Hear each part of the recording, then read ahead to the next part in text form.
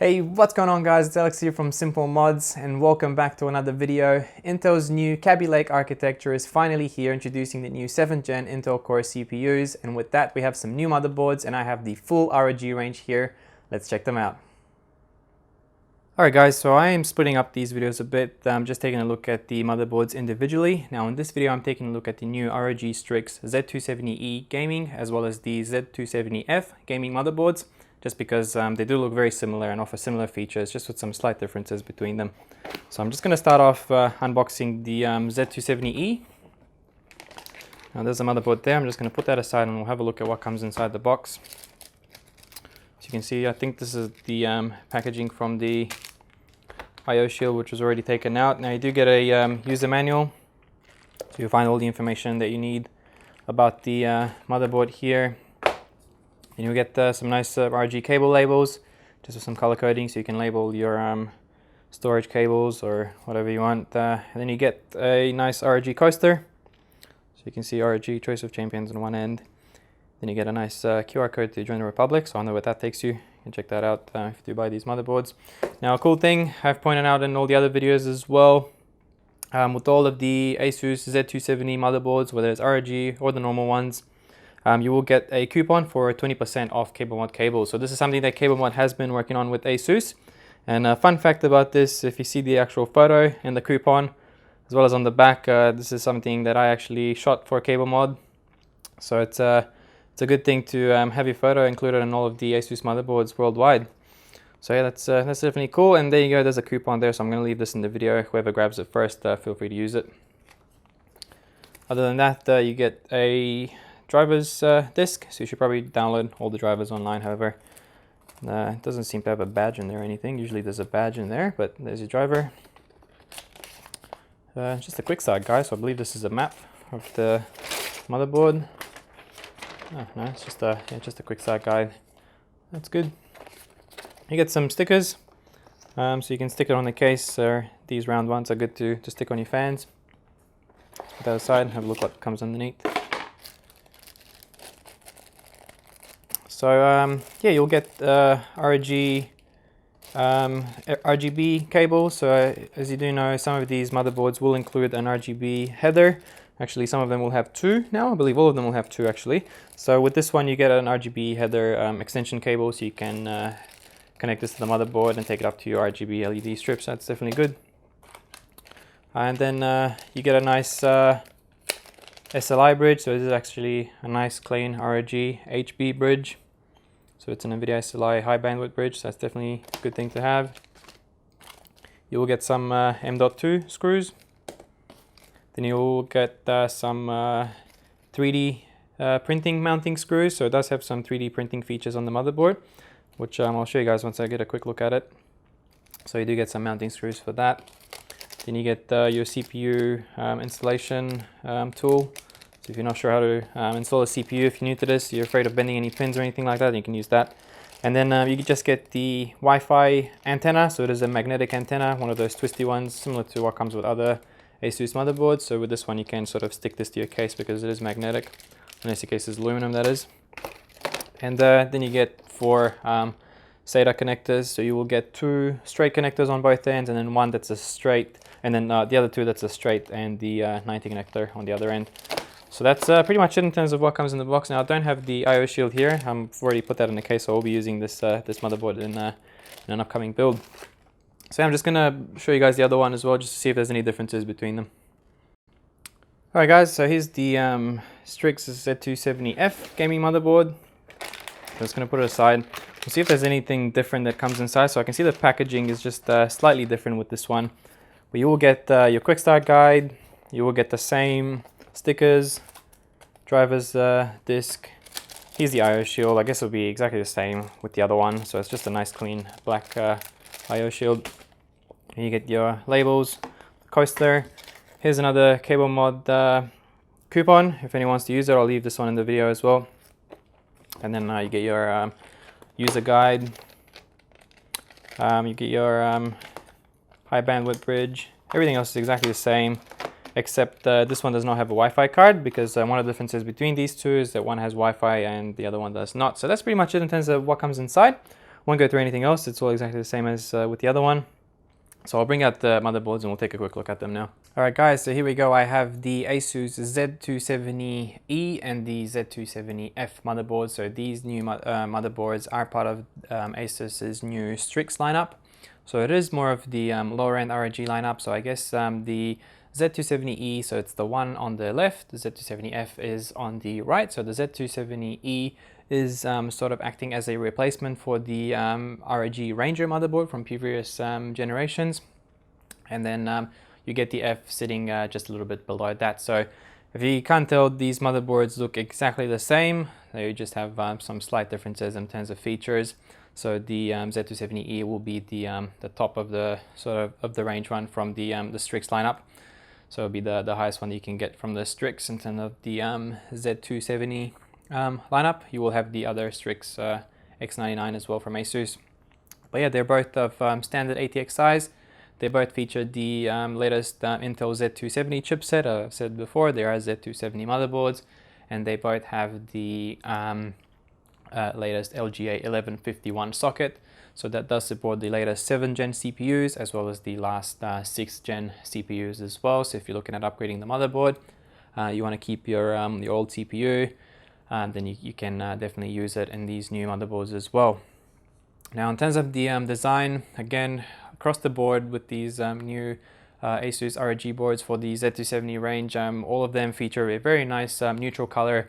So they're all just black, just with some nice gray features, and then they give you different color options with different RGB features. So with these Strix motherboards, you can see just this white line here. Now in there's actually multiple LEDs just underneath.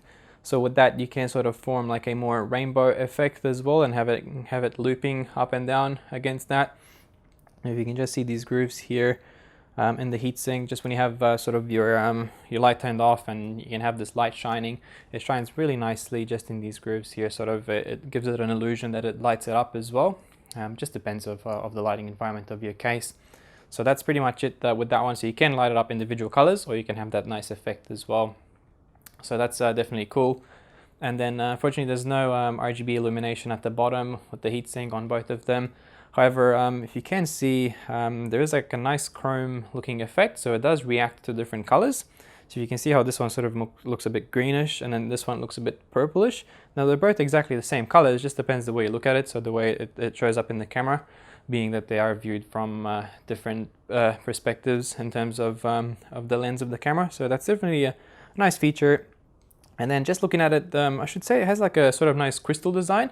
So I'm really liking that. If you shine some light over it, you can see it pop out really nicely.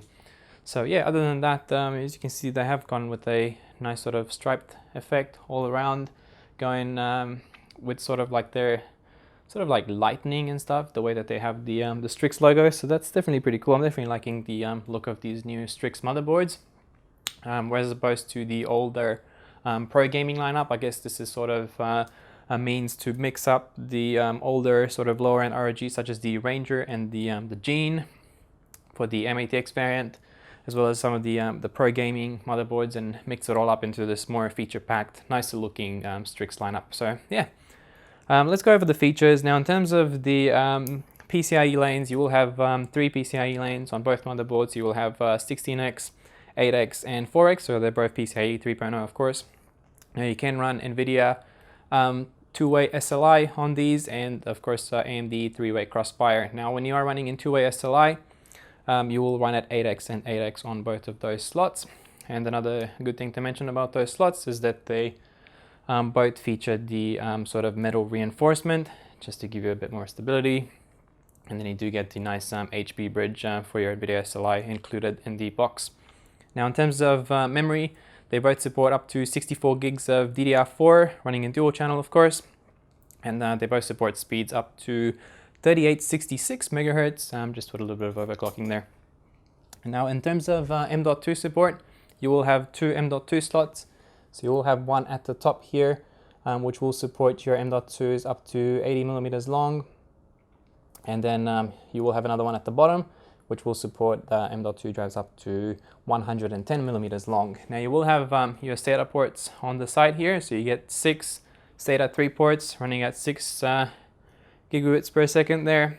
And just in terms of the M.2 connectors, when you're running the top one, whether it's in PCIe or in SATA mode, so similar to all the other motherboards, it will disable your SATA 1 connector from there. So it's the SATA 3 port number 1. So I'm guessing it'll be the very first one, either at the top or bottom, just over there. And when you're running the bottom one, so according to ASUS, when you're running a SATA drive in there, whether you want to run an M.2 SATA drive, it sort of won't affect any of the SATA connectors. But when you are running a PCIe drive in there, it will disable your SATA port number 5 and number 6 on the side there. So those are just two things to note. So yeah, now I'm just going to go over the connectors, but just one thing I haven't touched before in terms of the RGB features. Of course, similar to all the other motherboards, it will feature a RGB header just here and then another one at the bottom. So both of them will feature two RGB LED strip headers that you can control with the ASUS Aura software. You can sync it up with the light here, or you can also run them separately at different lights. So just going to go over the connectors just over the motherboard. So again, they're both exactly the same. You will have your 8-pin EPS for power there. Moving on to the side, you will have your CPU and your CPU optional fans. You will have another fan there. Now all of the fan connectors support PWM control, so that's definitely good. Now this is just your standard 24-pin connector. And now coming to one of the first differences between these two motherboards is this connector right here. As you can see on the F, it's non-existent, where on the E it is. So that's the new USB 3.1 front panel connector. Now there's not many cases that will take advantage of that connector at the moment, but there are cases that are coming out from Inwin as well as from Lee, which will take advantage of this new USB 3.1 header. Just moving down from that, you will find all your SATA slots, as I pointed out before, just your other M.2 slot there. All your front panel connectors, there's another fan connector there, USB 2.0, USB 3.0, and then you will have all the other front panel connectors there, your RGB header, and yeah, that's pretty much it. I guess the thing I missed is just here, you will find another fan connector, and then also you will find an AIO pump header. So this one doesn't have any water cooling features such as what the Hero, the Formula, and the Code have. So it doesn't have anywhere where you can plug in a pump, so such as a DDC pump for water cooling, or any sort of water cooling temperature readouts or flow readouts or anything like that. But it does still have the all-in-one pump connected there, so you can connect your pump from a Corsair H100 or a similar cooler like that. So yeah, that's pretty much it in terms of features of these motherboards. I'm just going to turn them around and I'll show you guys the rear I/O. Alright guys, here we go. So I've just turned them around just to give you guys a quick look at the rear I/O. So I've tried to get them as close as possible next to each other just to show you guys the differences between the two. Now we'll have close-ups of this as well, but just to show you guys sort of side-by-side comparison. Now just the first thing you will notice there, which is again the other difference between these two motherboards, is that the Z270E motherboard will feature wireless AC Wi-Fi, whereas the Z270F will not. And also, as opposed to the Hero, which is the other motherboards, the Maximus 9 Hero, which does not feature Wi-Fi as well. With that one you can add in Wi-Fi, so it does have an M.2 connector in there, so you can add in a Wi-Fi card. Whereas the F doesn't have anything in there, so the only way you could add Wi-Fi to that is through an external USB Wi-Fi header, or just a normal PCIe internal Wi-Fi card. So yeah, other than that, they're pretty much exactly the same. So those are the two differences between these motherboards. They look exactly the same, they will perform the same. So you get one has Wi-Fi, one does not, and then also that other USB 3.1 header that I showed you guys before. So moving along with the rear I/O, they'll both be exactly the same from here on. So they have two USB 3.1 connectors. So you'll have one of the Type A and one of the Type C variant. You will have just a DVI connector. You have a display 1.2, a HDMI 1.4B. You have four USB 3.0 connectors, a PS2 port, Intel Gigabit LAN, and of course all of your audio connectors. So that's pretty much it in terms of these motherboards, guys. I hope you guys are enjoying these videos, enjoy getting a nice and close-up look at these motherboards on launch. So I'd like to, of course, thank you guys for watching. I'd like to thank ASUS for allowing me to take a quick look at these motherboards just to give you guys a nice early look at them. And definitely stay tuned on my channel and on my Facebook page as well. I am using the ASUS Strix Z270E motherboard in an upcoming build for Corsair. So yeah, stay tuned for that, guys, and thank you very much for checking out this video. I'll see you in the next one.